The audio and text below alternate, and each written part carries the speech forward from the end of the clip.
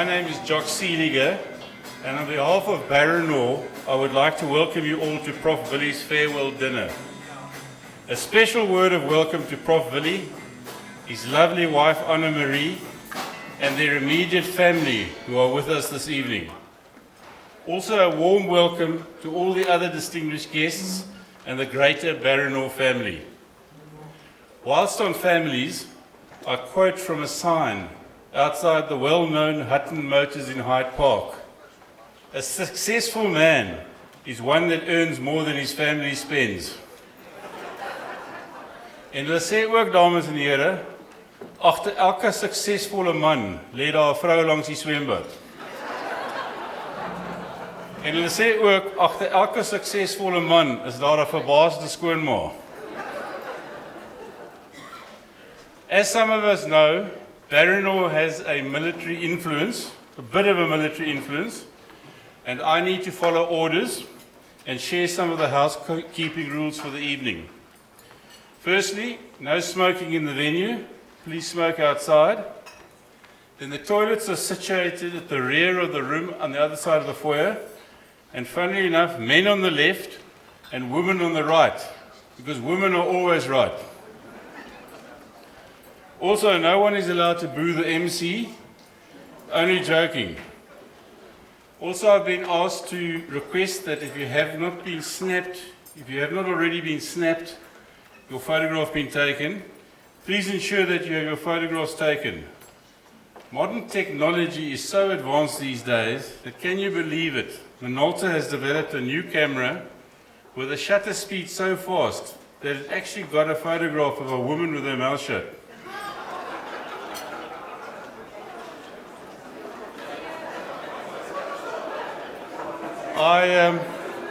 I better shut my mouth before I get shutted up. They tell me that old age is not for sissies, and looking around the room tonight, I can see that the average age of the people here present tonight is above average.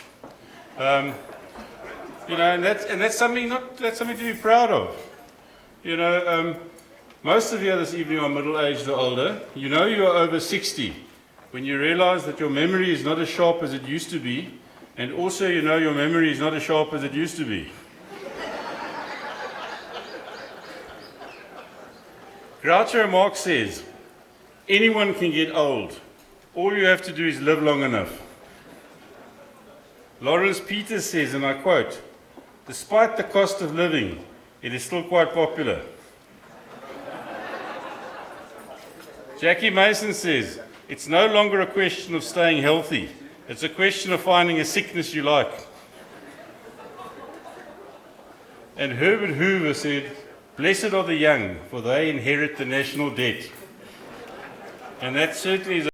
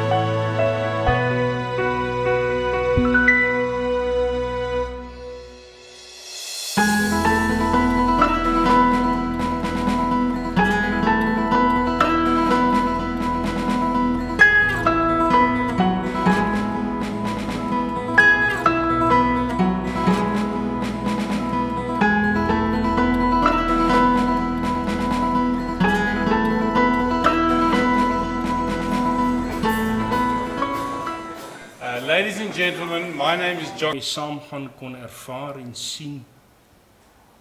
Hierdie metafoor is so duidelik tot my gespreek.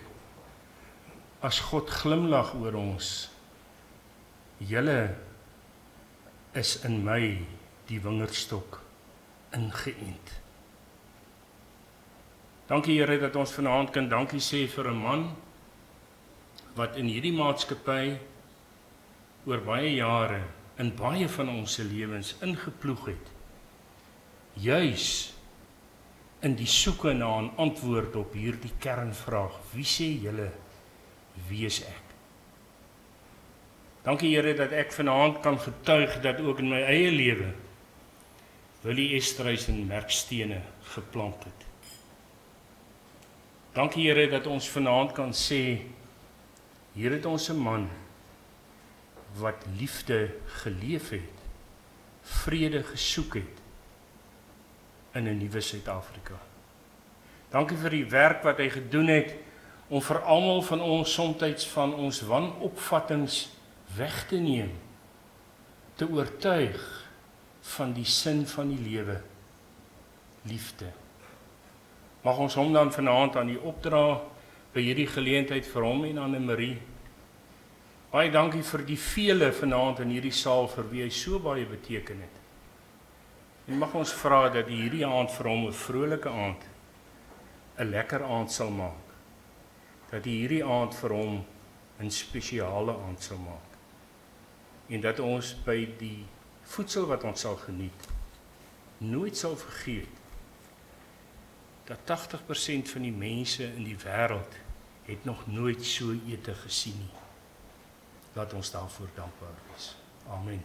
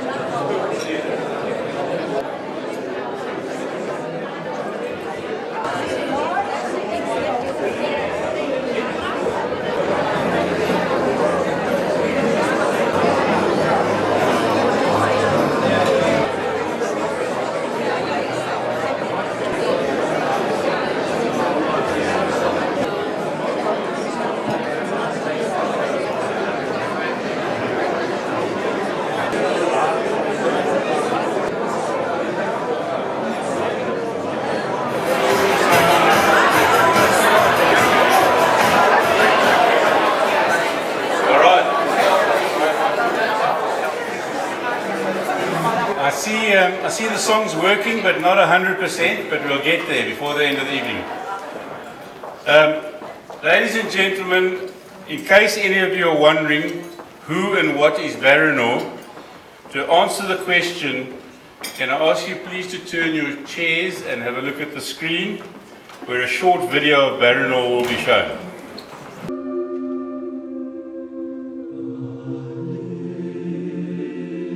Om te sien, te ruik, te vat, te proe, te hoor, te voel, te wees, om lief te hê en jou hart te volg.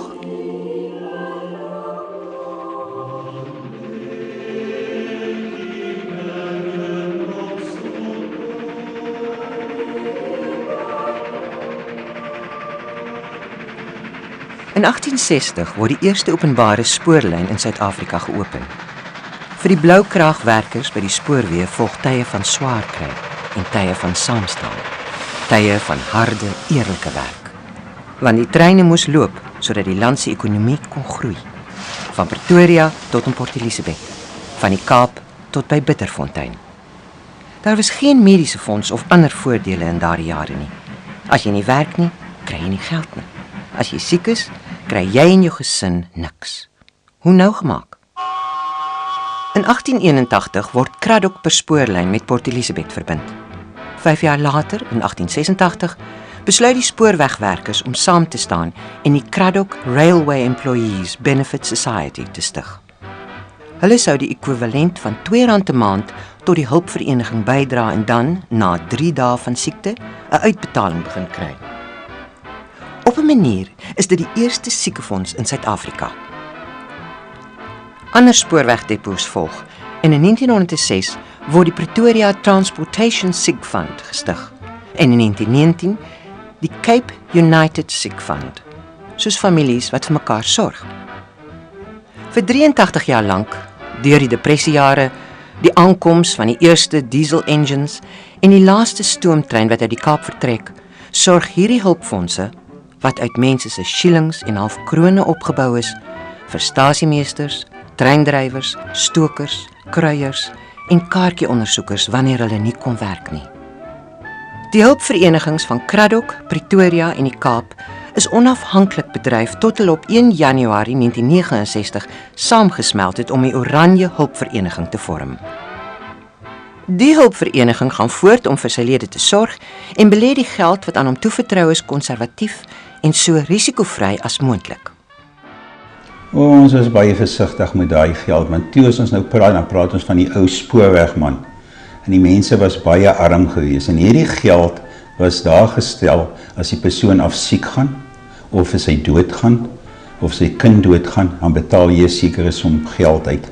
Ons was so versigtig, want ek was self 'n spoorwegman geweest, en ek het geweet die mense kry minder geld, en ons kon nie met die mense se geld rondmos nie. Die Finansiële Diensteraad het destyds 'n maksimum uitbetaling van R5.000 per lid toegelaat. Die destydse registrateur van langtermynversekering moedig toe die hulpvereniging aan om in 'n versekeringsmaatskappy te omskep. En so, op 1 April 1997, verander die Oranje Hulpvereniging sy naam na die Barrinor bystandsskema. 10 maande later, op 26 Februarie 1998, demutualiseer die Barrinor bystandsskema en so word die maatskappy Barrinor Versekering Beperk gestig. Meer as 9000 polishouers, wat bloukraagwerkers en vakbondlede ingesluit het, word op die dag die eerste aandeelhouers en word op 'n pad van bemagtiging geplaas. Die volgende stap was om die versekeringsmaatskappy in 'n houermaatskappy te omskep. En dit is hoe Barrinor Beherend Beperk op 19 April 2000 tot stand gekom het.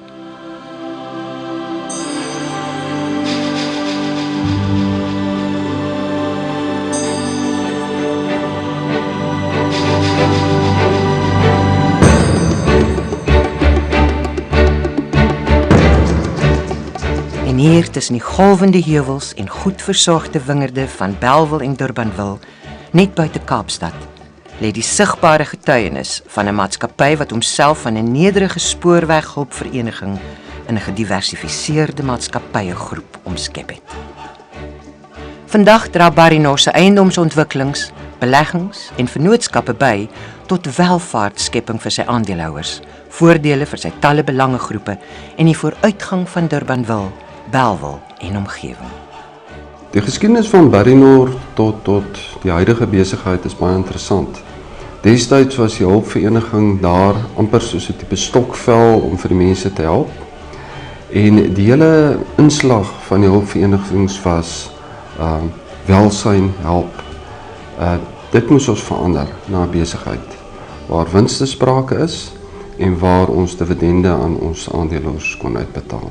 Die belangrikste taak van die direksie toe ons omgeskakel het van 'n hulpvereniging na 'n maatskappy toe, was wat my betref twee rigtings waarna mens kan kyk. Eerstens moes hulle as direksie besef dat hulle meer lede of polishouers het nie, maar dat hulle aandeelhouers het. En tweedens was daar kapitaal opgesluit in die hulpvereniging en hulle moes hierdie kapitaal losmaak ten einde welvaart vir hulle aandeelhouers te skep. Ons moes wegbeweeg van die ou kultuur na 'n nuwe prestasiegerigte besigheidskultuur Tesame met dit wou ons ook nie die etiese waardes wat die hulpvereniging onderbou het weggooi nie. So ons moet daardie twee aspekte in balans gebring het met mekaar. Wins aan die een kant, maar aan die ander kant die etiek nog steeds behou. Vandag draai Barinor se sakebelange om eiendomsontwikkeling en eiendomsverhuuring, sy aandeleportefeulje en sy wynplase. 'n Eiendomsontwikkeling waarop Barinor besonder trots is die Vineyards kantoorlandgoed in Bellville. Die ontwikkeling bestaan onder meer uit platinumgraad kantoorblokke in die neoklassieke Kaaps-Hollandse styl. We focus on property because it happens to be one of those asset classes in South Africa that has done well over the last decades.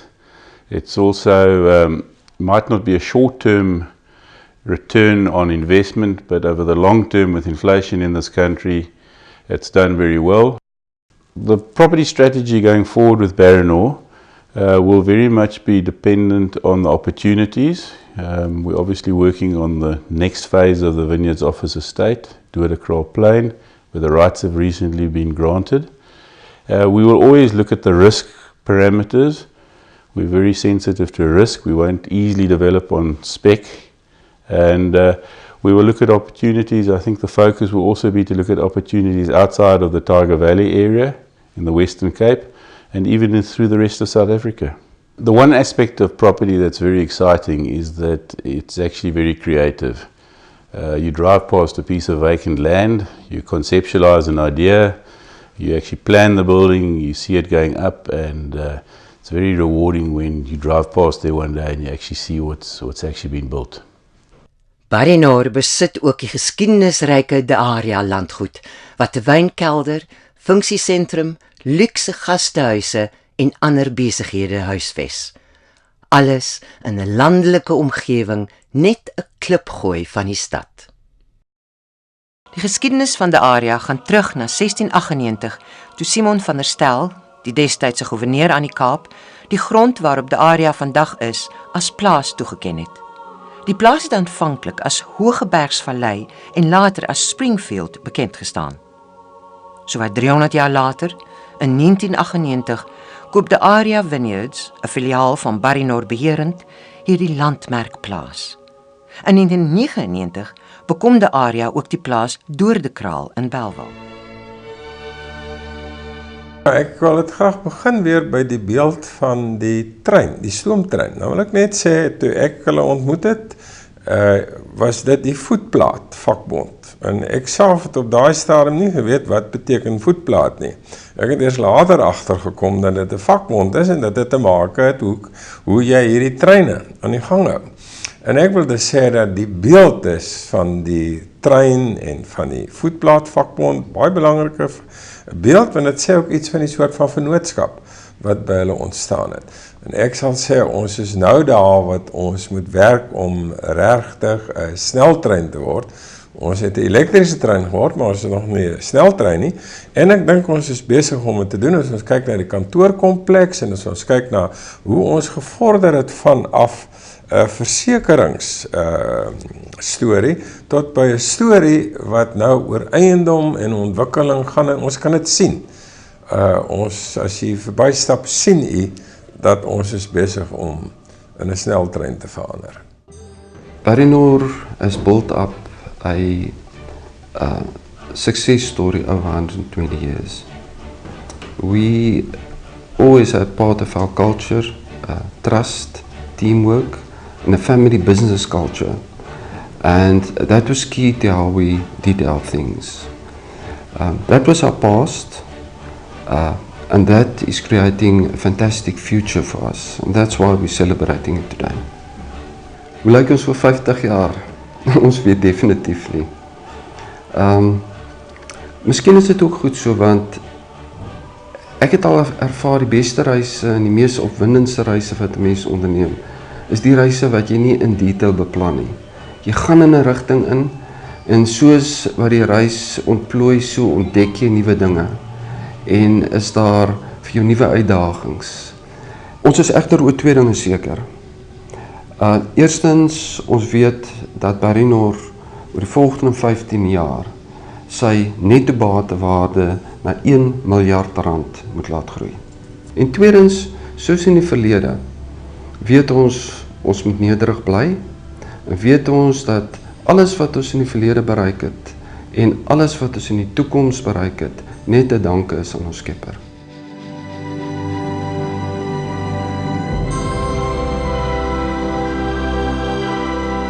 Om te sien, te ruik, te vat, te proe, te hoor, te voel, te wees. Om lief te hê en jou hart te volg.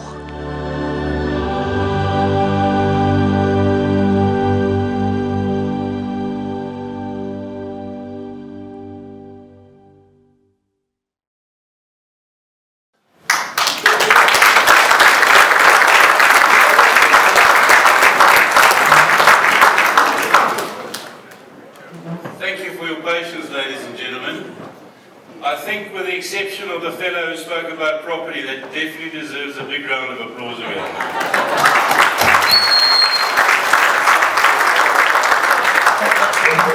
As we will be drinking a toast a little later, and there is a distinct family theme here this evening, I thought I should share this Irish family drinking story with you. This Irishman went to his local pub every evening at 5 o'clock and ordered 3 whiskies at a time. This carried on regularly. The barman eventually, out of curiosity, one day asked why 3 drinks at a time. The Irishman explained that he had 2 other brothers, one in America and one in Australia, and that they had solemnly promised each other that they would have a drink on each other every day at 5 o'clock wherever they were. The barman was very touched by this family spirit. A couple of months went by when one evening the Irishman arrived and only ordered 2 whiskies. The barman was immediately distressed and asked him whether one of his brothers had passed away. No, said the Irishman, they're both fine. It's just that I've given up drinking.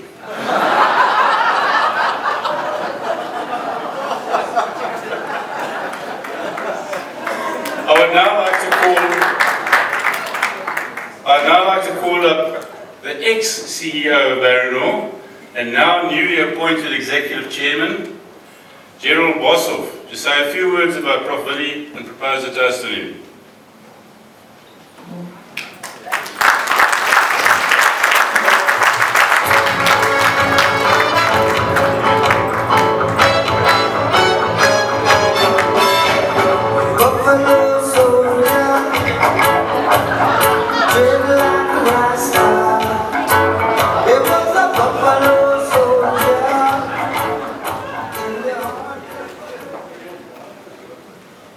Ceremoniemeester, Prof. Willie, gaste, vriende, collega's. In die DVD wat ons nou net gesien het, het Prof. Willie die beeld van die trein gebruik om Barronor se progressie te beskryf. Amerikaanse president, gelukkig voor Donald Trump, het in 'n huisie langs die treinspoor is gebore, Eisenhower, en hy het die volgende gesê: "Neither a wise man nor a brave man lies down on the tracks of history to wait for the train of the future to run over him." 60 jaar gelede het Prof. Willie se toekomstrein by Lyngsburg aangekom. Dis waar hy groot geword het. Sy pa was vooraanstaande boer, sy ma was onderwyseres in Noord-Waal van Stellenberg, net hier agter die bult. Hy het 'n keuse gehad, gaan hy boer of gaan hy op sy stoomtreintjie klim? Hy het op die trein geklim Stellenbosch toe. Ons weet wat hy presteer het in terme van sy akademie, maar hy het ook 'n paar ander goed gedoen. Hy was op die studenteraad van Stellenbosch. Hy was 2 jaar die prim van dagbreek by ou Boshuis. En dan het ook Daan Kruiven hom raak gesien. En hy is toe gekies vir die Makotterspan, se rugbyspan. En saam met Ben Piet van Sail. Ek weet nie wat verder gebeur het met sy rugbyloopbaan nie, hulle moet self kom vra. Maar as Alistair Kutsion nou sien, sal hulle miskien ook aanbod vir hom maak. Sien dat hulle iets wat doen. Maar Prof. Willie se grootste prestasie wat my aanbetref in daai tyd, was dat hy Annemarie Barnard gekry het om vir hom ja te sê. En so is Team Esterhuyse gevorm. Hulle is daarna 'n bietjie Holland toe, 'n bietjie daar rond gedoen en allerlei dinge en hulle daarvan is hulle Durban toe. Dis die eerste keer waar hy met skoolweg boukraagwerkers te maak gehad het. En toe van Durban af na die Rand-Suid-Afrikaanse Universiteit. Maar daar het Prof Willie behalwe sy akademiese verpligtinge ook betrokke geraak by besigheid. Jock, it was a property business. Wat gebeur het, hy en 'n Springbok rugby speler, hy is nog vriende met die ou, het toe in besigheid gegaan met 'n ander sportman. Ek dink nie hulle is meer vriende met hom nie. Maar wat gebeur het met die besigheid, moet julle myself ook Prof Willie vra, maar ek dink dis waar sy affiniteit vir sake etiek eintlik sy beslag gekry het.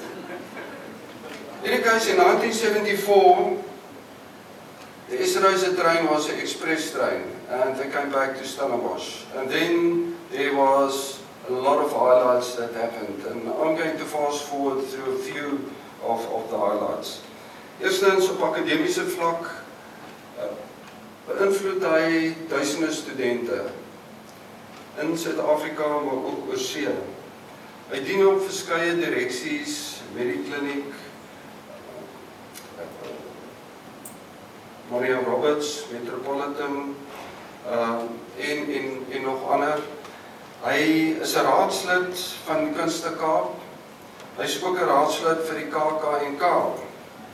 Maar vir my is Prof Willie se grootste prestasie die feit dat hy 'n boodskapper van verandering was. Verandering op die gebied van teologie, maar ook verandering op die gebied van politiek. Nou, 'n ou uit my tyd wat gesing het, Bob Dylan, wat onlangs die Nobelprys gewen het, het die volgende gesê: As the present now will later be past, the order is rapidly fading. And the first one now will later be last, because the times they are changing. Aan die einde van die 70er jare, toe dit die tyd van die totale aanslag was, ouens soos ek wat in die reserve of die burgermag was, is daai tyd is ons opgeroep. In 'n kwessie van 18 maande is ons 3 keer vir 3 maande opgeroep. Die honde het nie daaroor geblaf nie, jy mag nie geklaar nie as jy 'n verraaier. As jy na Soesman toe gaan, sy was 'n kommunis gewees. En toe het Prof Willie die brawe ding gedoen en hy het die boekie Afskeid van Apartheid geskryf. En hy het toe vir die wit mense gesê, en veral vir die wit elite, the times they are changing. Hy het betrokke gebly by die verandering in Suid-Afrika en hy het skouers geskuur met die presidente wat daar was en selfs met PW Botha wat hy ook vir julle lekker stories kan vertel tussen hom en PW wat daar gebeur het. Met belangrike sakemanne van hulle is vanaand ook hierso en ook akademici wat vanaand hierso is. Maar as 'n mens werklik wel perspektief wil kry, moet 'n mens die endgame gaan kyk. En dan kan 'n mens werklik sien hoe groot rol Prof Willie eintlik gespeel het in die verandering in Suid-Afrika. Maar Prof Willie was nie net op strategiese vlak betrokke by verandering nie. Hy het ook op grondvlak betrokke gebly. By Transnet in daai stadium 89-90 het hy betrokke gebly by al om die boodskap van verandering wat hy op strategiese vlak gedoen het ook oor te dra aan die mense op die grondvlak. As 'n voorbeeld, ek het hierdie bord het ek gehou, Prof Willie, wat ons destyds afgehaal het onder groot probleme en dinge. Hier is die bord wat ek gehou het van destyds van 89. En dis waarby Willie Esterhuyse ook betrokke was. Nie net praat op 'n strategiese vlak nie, maar werklike aksie op 'n laer vlak. Maar in 2006 kom die Esterhuyse trein by 'n klein stasietjie met die naam van Barrymore aan. En hy was ons voorsitter vir die afgelope 10 jaar. Prof Willie verlaat die maatskappy baie beter as wat hy dit gekry het. Toe hy gekom het, was ons balansstaat wankelrig. Is nou sterk. Ons netto bateware is nou oor die R20 'n aandeel en dit is 'n werklike syfer wat ek noem. Ons kontantvloei was in 'n krisis gewees. Ons het nou so genoegsame kontant om ons deur te sien deur al die dinge wat ons wil doen. En wat baie belangrik is, uit 'n kultuur van wen-wen besigheid geskep, wat dwars deur die maatskappy geld. Mens moet nie net vat nie, jy moet ook gee. En dit is deel van ons waardes en deel van ons kultuur. Prof Willie, ek wil vir jou dankie sê namens Barrymore. Ek wil eerstens vir jou dankie sê namens daai 2400 bloukraag minderheidsaandeelhouers wat ons steeds in Barrymore is. Jy was altyd 'n advokaat vir die minderheidsaandeelhouers. En namens hulle baie dankie. Namens hulle ook dankie dat jy kiem gevestig het as belangrike hoeksteen van Barrymore. Dankie ook dat, soos ons eergister gesels het, dat jy nooit die roots van Barrymore vergeet het nie. Jy altyd onthou waarvan ons kom. En in die 10 jaar wat jy voorsitter was, het ons elke jaar 'n winsie gewys. Het ons die ontwikkelingsregte gekry wat 'n R3/4 biljoen gaan wees. So namens die aandeelhouers baie dankie. Maar ek wil ook namens die direksie vir jou dankie sê. Jy was baie meer as 'n voorsitter. Jy was altyd bereid om die ekstra myl te loop. Dankie daarvoor. Jy het jou wysheid met ons gedeel, maar sonder ego. En jou menslike leierskap was vir ons almal 'n voorbeeld. En dan was jy ook altyd ons morele kompas. En dit is nogal nodig gewees soms. Dan vir die mense wat by Barrymore werk, die personeel, dankie vir jou menslikheid. Jy het die ou beginsel van Batopele het jy behoorlik uitgelewer. En jou common decency was vir ons altyd iets besonders gewees. En dan persoonlik wil ek vir jou dankie sê vir jou vriendskap. Helen Keller het gesê, walking with a friend in the dark is better than walking alone in the light. En Barrymore het ook deur donker tye gegaan. Glo vir my, ernstige donker tye. En vir my, as 'n ou infantry soldaat, was dit altyd fantasties gewees om te weet iemand beskerm jou rug.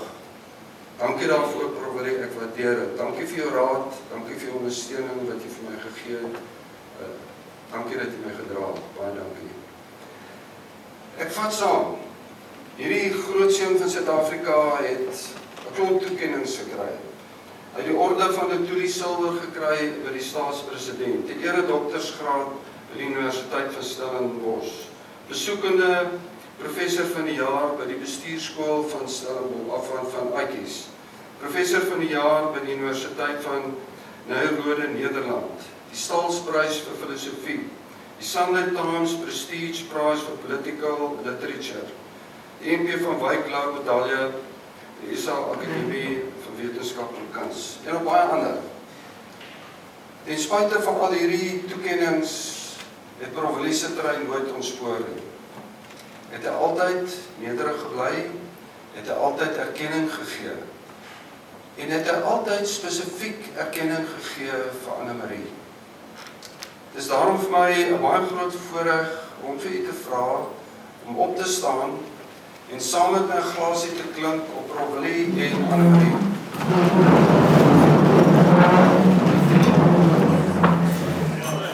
Prof Willie en Anne-Marie.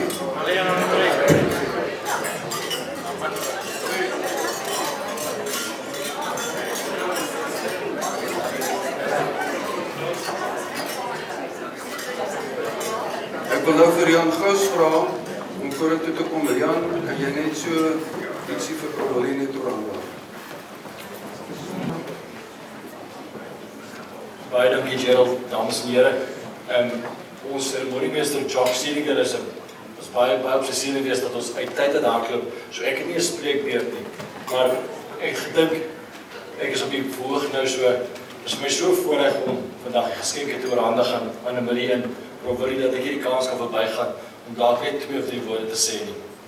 Jacques het ons vroeër vanaand herinner aan die geuite gesegde dat behind every successful man is a great woman. En ek weet Prof Willie sal met my saamstem dat hy nie die halte van sy hoogte sou bereik sonder die wysheid en ondersteuning van Anne-Marie nie. Een van die goed wat my altyd in die laaste 10 jaar opgemerk is dat in elke ontmoeting met Prof Willie was daar altyd 1 of 2 geleenthede waar hy 'n glimlag op sy gesig gekry het en 'n glinster in sy oog. En dis altyd die geleenthede wanneer hy oor Annelie gepraat het, wat hy baie dikwels gedoen het. So dis vir my 'n groot plesier om vanaand namens Bernor van Annelie 'n klein geskenkie te gee.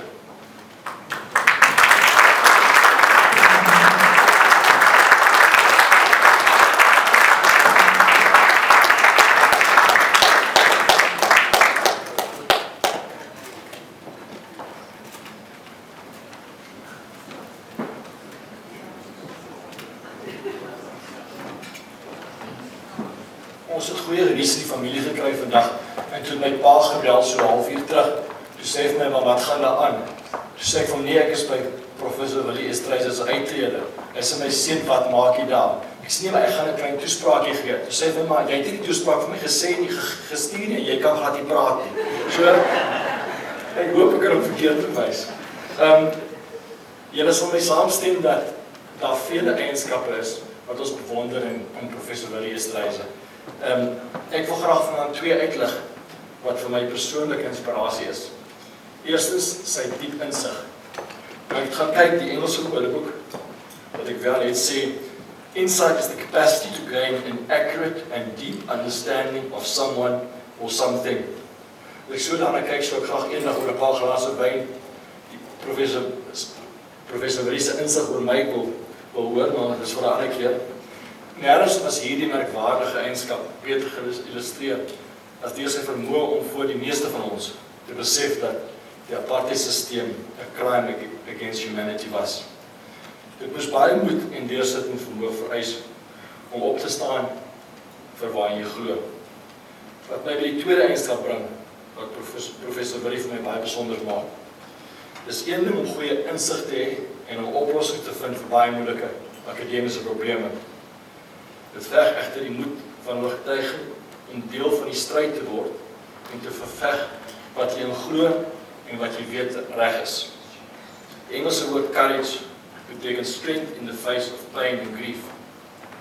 Sy optrede en integriteit herinner my baie aan die woorde van die FSA oud-president Theodore Roosevelt tydens sy beroemde toespraak Citizenship in a Republic.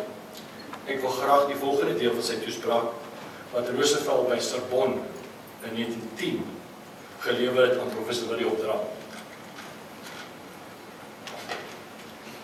It is not the critic who counts, not the man who points out how the strong man stumbles, or where the doer of deeds could have done better. The credit belongs to the man who is actually in the arena, whose face is marred by dust and sweat and blood, who strives valiantly, who errs, who comes short again and again, because there is no effort without error and shortcoming, but who does actually strive to do the deeds, who knows great enthusiasms, the great devotions, who spends himself in a worthy cause, who at the best knows in the end the triumph of high achievement, and who at the worst, if he fails, at least fails while daring greatly. So this place shall never be with those timid souls who neither know victory nor defeat. Prof Willie, baie dankie vir jou ongelooflike bydrae aan Bernor. Ons waardeer dit baie en ek wil graag vir 'n klein blikkie van ons waardering oorhandig.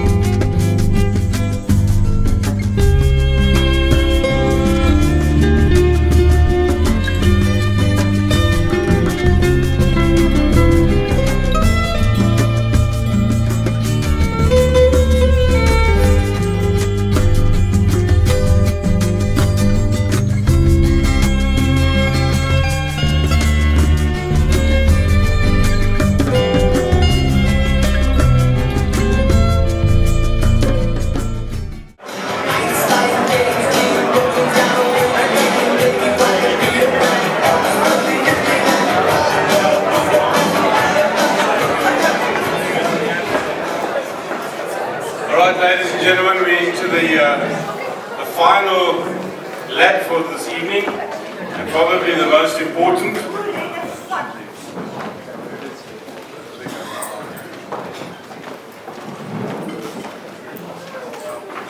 If you'll just bear with us while we get through the last of the formalities. Professor Willie, Prof. Willie as he's fondly known, is a legend and one of South Africa's treasures. Now we've heard this from different people this evening, totally non-caucus, nothing, so this must be right, because we're all saying the same thing. I've had the privilege of serving on the Barronor board under his esteemed chairmanship, and have also been extremely fortunate in getting to know him as a friend and experiencing his vast knowledge on worldly matters. He's a family man and is always concerned as to Anna Marie's well-being. A little while ago he was concerned about her hearing. She wasn't hearing so well, so I went to go and see one of his many doctor friends, and he said he's worried about Anna Marie, what should he be doing? So the doctor said, go home and do a few little tests for me, don't let her find out, and come back and tell me how bad the problem is. So I went home, and Anna Marie just happened to be cooking in the kitchen in front of the stove.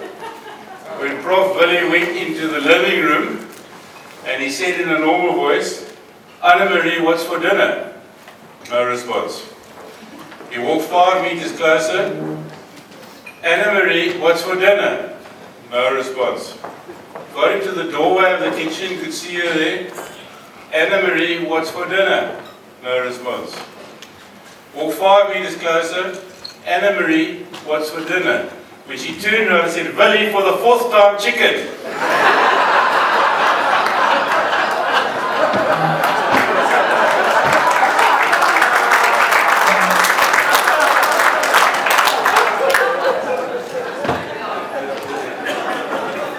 Prof. Willie, through his Stellenbosch and Barronor background, has a great love for wine. And both Prof. Willie and Anna Marie both remind me of good wine. And I'd like to use this as an analogy in analysing them. Firstly, Prof. Willie, he's like a good Shiraz, an affable fusion of old and new style. A Pinot Noir, good texture, slightly grainy, fuller bodied than many. An Avon Rouge, seriously forward, dark-hued, juicy individual blend, widely popular, promptly consumed, finally matured, more pleasure than challenge. And then Anna Marie. She reminds me of an Avon Brut, a classic bubbly. A Merlot, cheerful, open-faced and tender. A Cab Sauv, textured, still tightly coiled, simpler succulence and brooding with a dense fruity core. And even a Chardonnay, lovely freshness with a creamy conclusion. Now my wish here tonight is that after retirement, the Prof. Willie Shiraz, Pinot Noir and Avon Rouge wine will mix and blend with the Anna Marie Avon Brut, Merlot, Cab Sauv and Chardonnay. May they spend their twilight years happily maturing together in the old oak barrel in their beautiful Stellenbosch cellar. I now call on the man of the moment to address us, Prof. Willie.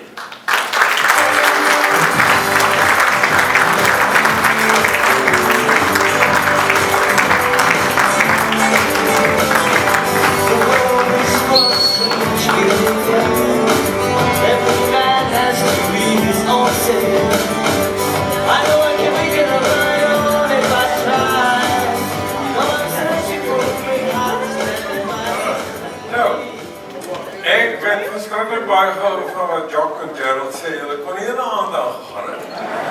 Ek wil dit is 'n wonderlike ervaring.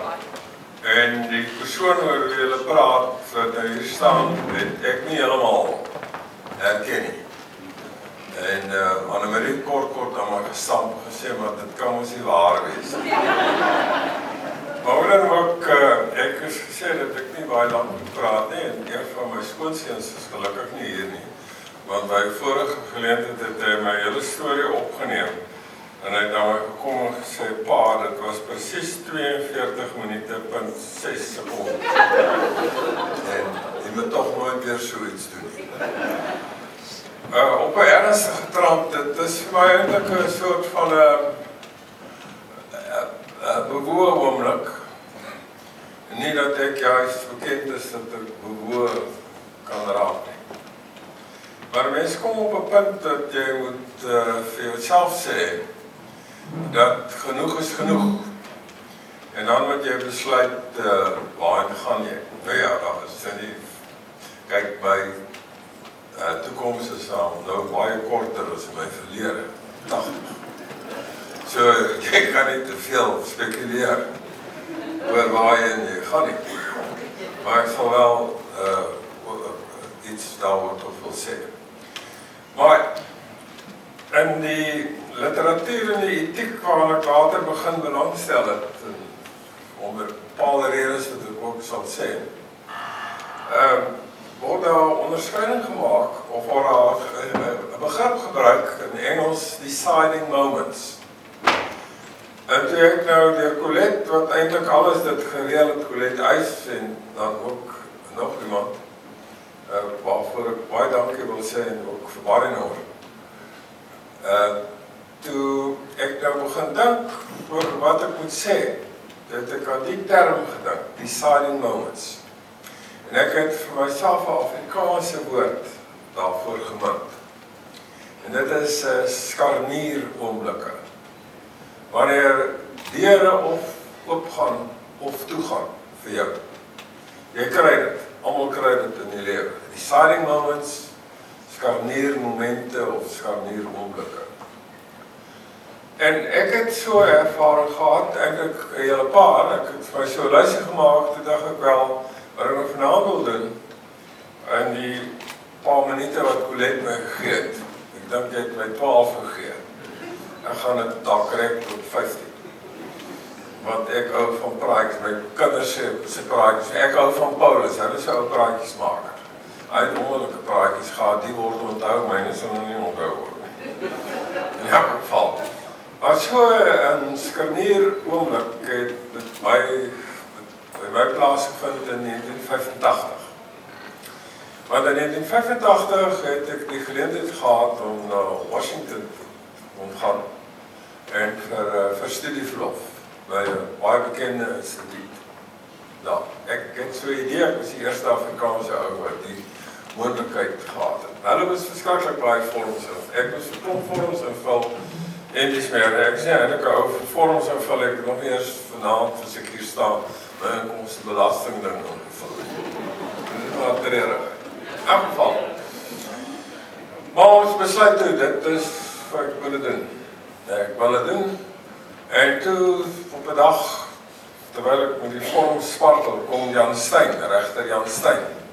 Bel hy my en sê, hy wil met my ontbyt hê. Nou, stel ons gaan eet in die ontbyt en Jan Steyn het die manier gehad, hy het sy bril altyd so afgetrek, en kyk so bo oor die bril, dan sê hy vir my, ek wil met jou praat.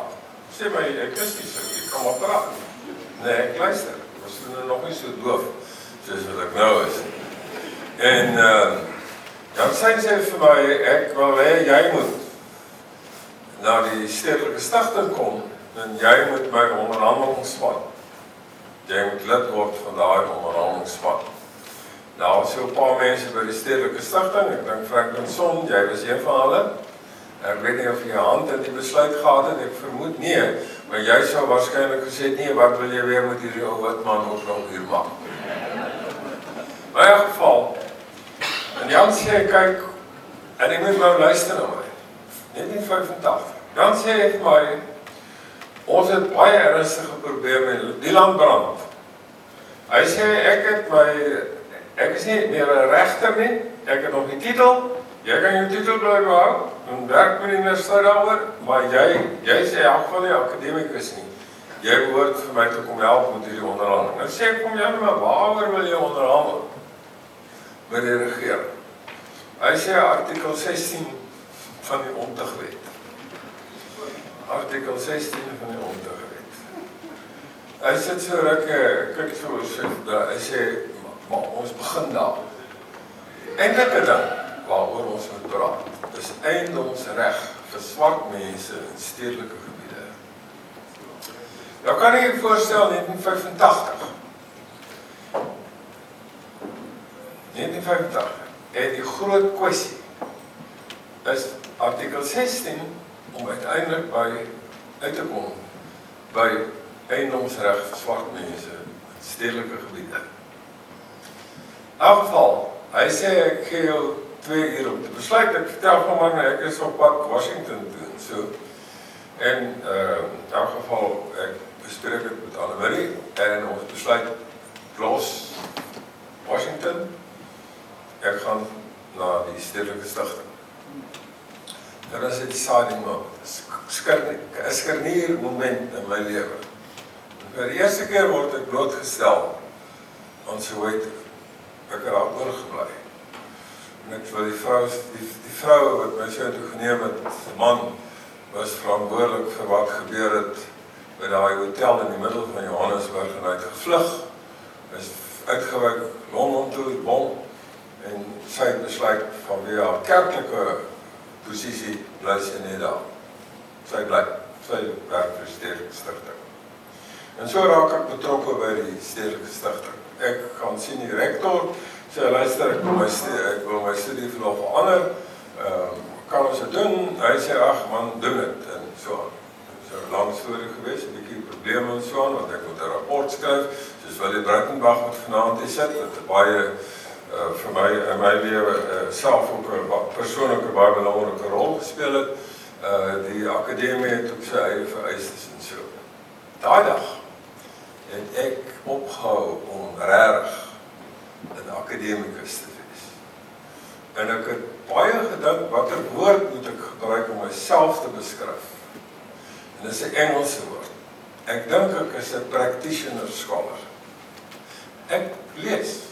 Ek dink ek het so 'n bietjie van 'n verstand. Maar ek hou van toegepaste dinge. Hierdie soort van werklik navorsing wat universiteite verwag van mense, dit is goed, belangrik. En my groot storie was, sedertdien, hoe kan ek dit wat ek leer, dit wat ek navors, tot toepassing bring? En Jan Stein is die man wat my daarin gebring, 1985. So word ek nou lid van Jan Stein se onderhandelingsspan. En lees oor onderhandeling en dis meer. En ek net 2 staaltjies vertel. Ek was by die Rand-Afrikaanse Universiteit ook, ek het 'n opgroep probeer in my lewe. Amper so Faustiese figuur wat teologie en filosofie en selfs medisyne en ek weet nie wat alles probeer het nie.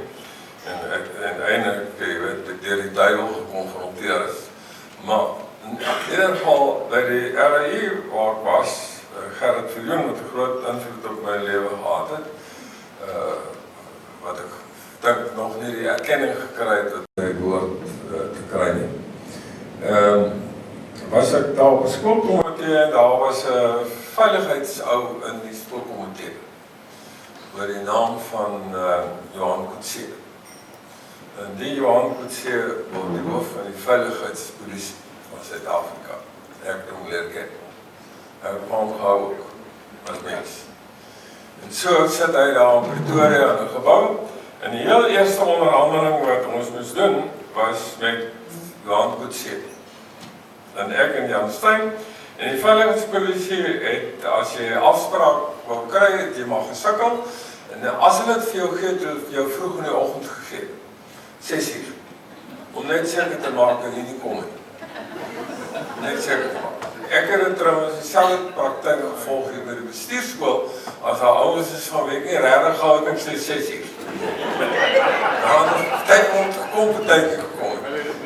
Dat is 'n taktiek wat ons so oor die tyd leer. So gaan ek Jan Stein en sit daar in generaal Johan Coetzee se kantoor en ek net vir jy sê, ek het baie groot vriende met daai man geword. Toe my huis ontvang op Stellenbosch. Ten spyte van die werk wat hy gedoen het. Want ek het geweet wat in sy hart toe kan gaan. En nou lang gesukkel met generaal Kutse, wat eintlik die storie was ook, wat nou later gebeur het. Nou, ek sal dit eens later vertel. En so sit ek aan, Johan, hy sit met ons vir 'n hele uur, want hy het ons net 15 minute gegee. Want het gaan toe oor ongelooflike moeilike kwessies rondom geweld wat in die land afspeel. Ek sal dit nooit in my lewe vergeet nie, en ek dink dit was 'n ander deciding moment in my lewe. Johan Kutse so na my en Jan Stein kyk en hy sê, ek wil nou vir julle hier 'n baie eerlike mening gee. Ons saai darake trande in hierdie land. En daai tande gaan ons kou. Ons wil iets moet doen. En ons is op weg daar, ek en Jan Stein, en ons het gaan sit en ons het vir onsself gevra, wat vorentoe? Het ons by die idee gekom van, hoe kan ons nou op 'n evolusionêre manier, 'n rustige manier, sekere kardinale dinge begin onderhandel en kyk of ons vordering kan maak. Nou, laat ek net eers daaroor praat. Ons het vordering gemaak, dink ek. En ek dink Jan Stein is een van die mense wat in hierdie land van ons ook nog nie die krediet gekry het wat hy behoort te gekry het.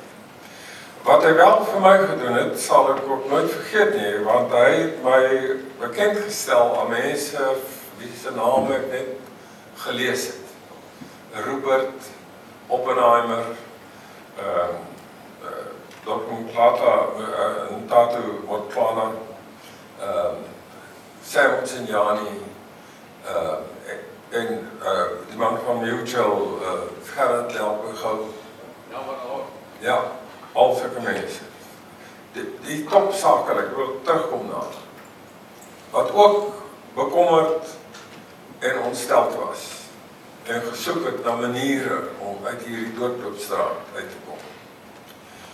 En ek wil vanaand die punt maak, ek sê vanaand vir julle, uit my bietjie ervaring, as hierdie regering, as hy nog 'n regering genoem kan word, as die regering nie in vennootskappe met die sakelui kan aangaan om hierdie land reg te ruk nie, sal hy nooit in der ewigheid reggeruk word nie. Nooit. Nooit. En as meneer Willie Esterhuyse nie verstaan dat hy die sakelui van hierdie land swart en wit nodig het om die dilemma waarin hierdie land is, om daaruit uit te kom, sal hy in die geskiedenisboeke beskryf word as een van die grootste mislukkings wat hierdie land nog ooit gesien het. En ek sê dit, en ek het geen kwessie daaroor nie. Geen kwessie. Want as jy vrede wil hê, volhoubare vrede. Volhoubare vrede is 'n proses. Mens kan oor vrede praat as 'n event. 'n Ding wat jy teken, wat ons geteken het. Dis nie vrede nie. Peacemaking is 'n proses. En as jy daardie proses nie korrek bestuur nie, beteken die dokument absoluut niks. Ek kan vir julle voorbeelde noem. Die meeste vredesooreenkomste hier in Afrika, 60% van hulle misluk. Hoekom het hulle misluk? Omdat die peace building nie plaasgevind het. Wie doen die peace building? Ek wil dit baie eerlik sê, ek die bietjie ervaring wat ek. Ja, politici. Maar sonder die samewerking van sakeleiers beteken peace building niks. Niks. Ek kan vir julle uitspel as jy wil, maar kan nie nou. So, dis wat Jan Stein. Dan sê dit my hier die geleentheid gegee. Dit was vir my 'n kantel oomblik in my lewe. Want ek het vir die eerste keer begin verstaan wat moet in die land van ons gebeur. Net op 'n ander trant ook, dit trant nou 'n bietjie ernstig. En ek was dan nou nie besig om enige kerk bidder te lei nie. Dit is die laaste gewees. wees. Maar, nou, die soort goed wat ons onderhandel het, is eintlik 'n bietjie lagwekkend. Hier sit een maar hier, so. Ek dink hy sit aan die ander kant. Hy is nou vandag in 'n reis toe. Richard was 'n studenteleier en hy sit in die tronk, Goodwood Park. Nou, sy omstandighede waar hy sit is baie sleg, ellendig. Nou, gaan ek en Jan Stein, ons wil hom net verskuif kry na die Victor Verster, dat hy dan kan studeer en sy boeke ook kan kry daar aan die kant. Dit is al wat ons kan doen. Ons kan hom nie uitkry nie, ons verskuif hom. Nou gaan ons nou ou sien hier, dat kan by die minister was begraafd of iets, Jan Stein het hom geken en so. So ons gaan nou hier in die Kaap met die hoof van die veiligheidsdienst en so, die storie helemaal vertel, ek wil eendag skryf. 'n rare ontwikkeling, so lang tafel gewees, hy sit daar bo die tafel en dat vir my Jan Stein hieronder, aan die ander kant van die tafel, so is net een stuk op vlakte hier tussen ons. Nou, jy moet verdiep. Nou, toe kry ons nou reg, ou Richard, wat hier sit, ek dink ons het hom gekry daar in die Victor Verster met sy boeke en al. En so, nou, tweede storie wat ek wil vertel, wat eintlik, dit is nou baie jare later, nou is hier sit nog 'n ou hier so, en dis hoekom ek hom genooi het, want ek kry nie altyd die kans om te praat wanneer hy praat nie. En dis nou Franklin. En ek kan hom net stop en sê, jy sy vrou kry hom. Ook net vertel. En so, Franklin, nou roep president Botha my in. Hy sê, jy ken daai ou. Ek sê, ja, nee, ek wil ook nie helemaal sê, ek ken hom nie. Maar jy weet nooit wat gaan TV Botha doen nie. As jy sê, jy ken hierdie ou. Ek sê nie, ek is my vaar idee wat hierdie ou. Ek dink hy is 'n skoolhoof of ergens iets maar, ek is nie helemaal seker nie. En hy sê, kyk, ek gaan hierdie ou in die tronk sit. En soms gou, jy moet vir hom ook sê, as hy nie sy woorde begin tel nie, is dit verby met hom. Nou gaan ek na Franklin toe. Ek sê, luister, dan moet ek het ook versigtig vir Franklin vertel, en jy weet Franklin, jy weet maar so Franklin, jy onthou daai daar, was 'n rowwe daar gewees. Baie rof, jy weet, en ek het ook nie altyd geweet hoe gaan jy reageer as ek vir jou dit sê, jy moet jou woorde begin tel nie. Want dit is ons nou nie iets wat ek en jy doen nie. Dis ook ek en jy hou van praatjies. Dis Paulus, jy weet. So, nou sê ek vir Franklin, jy jou woorde begin tel. So. En toe begin hy sy woorde tel. Ek sê, en so het, waarom ek die verhaal vertel, is eintlik nie om grappies te maak, maar om vir te sê, die 80er jare, is verskriklike jare. Al wat onderhandelaars wat werklik ernstig was oor die toekoms kon doen, is om vir ou Franklin in die tronk uit te hou, en vir Richard te verskuif. Miskien was dit 'n fout, dalk ons ou Franklin wat tronk toe gegaan het. Ek dink nou sê daar sal hy nogal hou daarvan om dit op sy rekord. Maar dan wil ek sê, nou, waarom ek die verhaal vertel is, jy het nie 'n idee, of laat ek sê, my huidige leiers, wat ek probeer respekteer in die politiek, het nie 'n idee, wat die positiewe rol was, wat die sakelike gespeel het nie. Die Van der Horst, die Oppenheimers, die Ruperts, die Clive Mennels, onverhaal. Hulle nie die vagste idee nie. So dit is waarom ek dan 'n bietjie nie, maar nogal redelik in opstand kom. Wanneer verhale rond versprei word van Monopoly Capital, waar die land vernietig.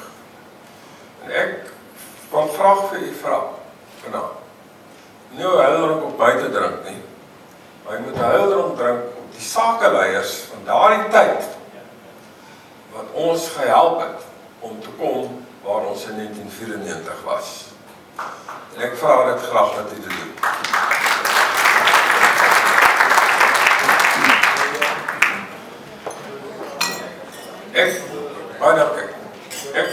storie tot 'n einde bring.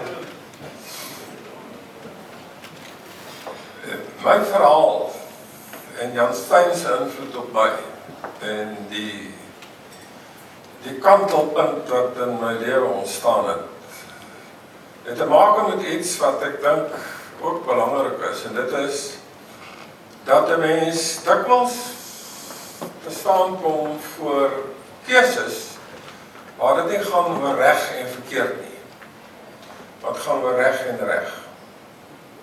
Dis die moeilike keuses, die mees moeilike keuses. En ek wil graag van myself sê, vir my het daardie keuses, daai moeilike keuse, wel reguit geval. Want wat ek uiteindelik kon doen, en die geleentheid gehad het om te doen, het te maak gehad met 'n keuse wat Jan Steyn my nie ingeforseer het nie, maar my voor my gestel het. Anders kon ek dalk nou ergens akademikus gewees het met baie interessante, maar dalk ook baie vervelige boeke. Dit was vir my belangrik. En ek dink ons staan voor soortgelyke keuses vandag. Nie soseer altyd reg en verkeerd nie, maar reg en reg. En dit is die soort keuses wat uiteindelik die toekoms bepaal. En een van die keuses wat ek gemaak het, was om my by Barinhof aan te sluit. Dit was deel van 'n hele ontwikkelings- of sê maar evolusie proses in my lewe. En soos ek genoem het, ek het nie geweet wat beteken hierdie voetplaat storie. Dit was vir my 'n bietjie van 'n rare woord ook. Ek het nog iets met voete te doen. Maar die mense wat ek daar leer ken het, die Ossies en almal van hierdie wêreld. Ossie wat altyd die Bybel daar, die rooi Bybel daar voor ons neergelê het. Hy het my gewete partykeer verskriklik aangespreek. Nou moet ek ook nou 'n belydenis maak en kyk vir 'n ou Calvinist is dit baie moeilik om belydenis te maak. Die kerk sukkel selfs nou om belydenis te maak dat hulle fout gemaak het met Gees. Nou so is maar gesukkel. Maar nou die Ossie moet ek 'n belydenis maak, is dat baie dae het ek gedog hierdie goed wat hy hier lees het, hy waarskynlik gekies sodat ek dit moet hoor. Wat waarskynlik waar is, maar baie dankie daarvoor. Gerald, jou bydrae Leon en later Jock en so was vir my baie betekenisvol. En ek dink nie ek sou enigiets onbereik het sonder julle nie. Ek het altyd die punt gemaak dat ek het meer van my studente geleer as wat ek van my mede-dosente geleer het. En ek wil graag sê dat ek het van julle meer geleer as wat ek uit die boeke geleer het wat ek gelees het. So, ek wil dit tot afsluiting bring deur te sê dat ek dink Barinor gaan in 'n nuwe era in met baie moontlikhede. Ek wil julle alle sukses toewens. Julle baie dankie sê vir die geleentheid. Ek het dit nie so verwag nie. En so nie, ek hoop nie julle betaal uit my dividende nie. Want ek moet dividende. Dit is 'n kwessie daarvan nie. En dan laaste opmerking, ek het myself nou afgevra, nou wat gaan ek nou doen na 80? Ek het baie tyd oor. Ek het so 'n manuskrip wat ek nou klaar geskryf het vir oor die afgelope 2-3 jaar, wat gaan oor die hele kwessie van war and peace en oor die vraag of mense en veral mans nie dalk van nature gewelddadig is nie. En ek begin dink dat dit nogal iets is wat mense al kan begin sê. En dit maak die kwessie van vrede so 'n onmoontlike kwessie en so belangrik. En met hierdie opmerking wil ek afsluit. Ek dink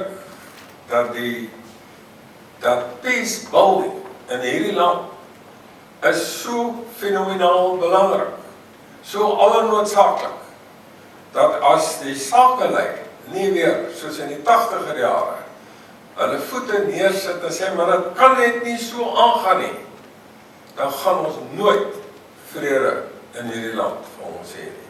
Baie dankie dat jy hier was vanaand, ek is so dankbaar dat ek het nie gedink ek gaan mense kom nie, ek kom daaroor gewees vir Anne-Marie, maar ek dink dat daarom nie iets omgekoop nie, want dit gebeur nie met Barry nog nie, dit gebeur op ander plekke. En baie dankie, en ek waardeer regtig die teenwoordigheid, en ek waardeer Gerald, Jock en Rian, ek sê vir julle baie dankie. Dit is vir my iets van 'n behoë oomblik, en ek is nie eintlik iemand wat hou van behoorheid nie. Baie dankie.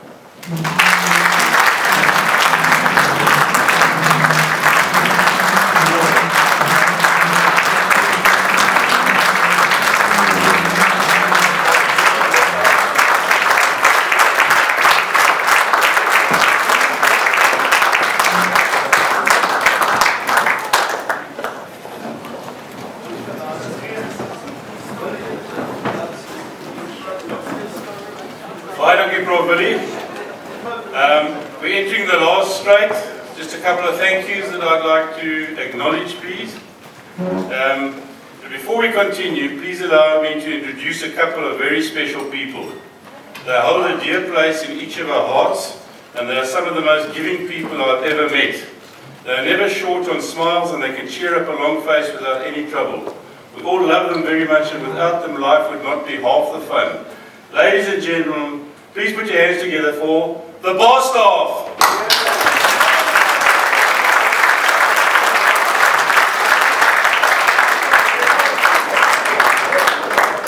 As we are all aware, an evening like this does not take place without considerable planning and effort.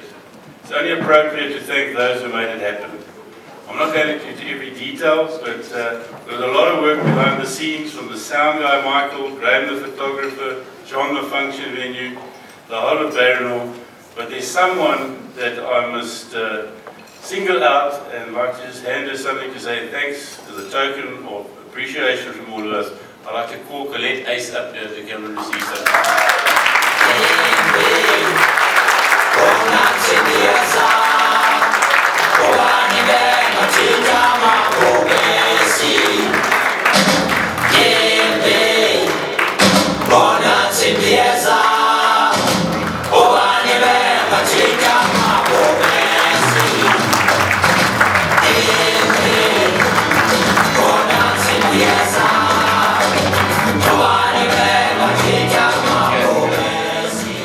I need to thank Anne-Marie and the Esterhuyse children and grandchildren for the unselfish manner in which they have lent Prof. Willie to Barronal over all these years.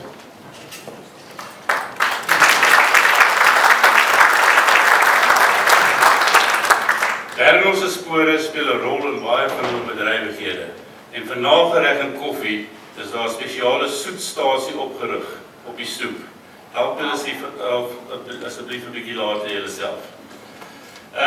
Now, I checked the Constitution and the MLI of Barronal and I read King, and nowhere could I find that you can't propose a second toast on Prof. Willie.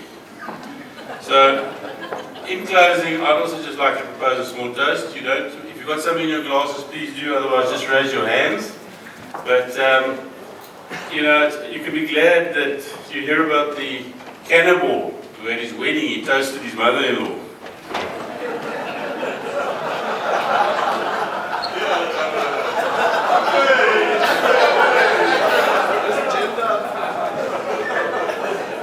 Alright, I've got a small poem that I'd like to read to Willie.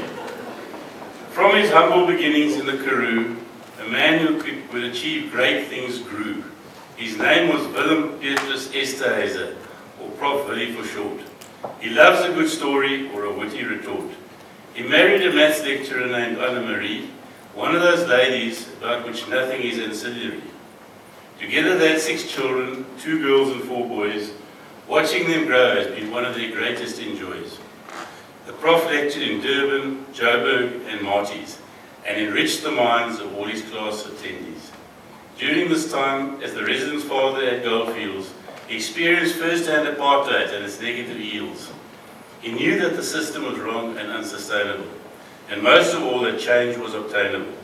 So he stood up for what he believed to be just, and with patient words he broke through the mistrust. He made a decision to represent the people and not the system, which made others that seek change later enlist him. With his keen sense of justice and fair play, and his now good friend Mr. Mbeki, they paved the way to a democratic and peaceful transition in which black and white was placed back in a juxtaposition. But for him, this was not the end game, for he will achieve much more to gain him further acclaim. Yes, to write one book is an achievement for most, but this author and co-author can, with more than 20 publications, boast. This humble man does not like to brag, but he has numerous prestigious awards in the bag. From the Sunday Times Prestige Prize he won, I think that was back in '81, to the coveted Order of the Tuli Silver Class, just to name some of his trophy cabinet brass. He has also travelled the globe as the official guest of 5 different governments whom he addressed. Furthermore, he has been invited by 11 international institutions to assist with his contribution in coming up with dispute resolutions. At Barronor, he's played a vital role and has become part of its life and soul. We thank you for your invaluable contribution. No matter what the problem, you always seem to have a solution. So please will you stand and raise a glass to this man who is nothing but class. We wish you nothing but the very best, and that your journey ahead will be truly blessed. Thank you for being such an inspiration. Now go and take that well-deserved long vacation. Prof.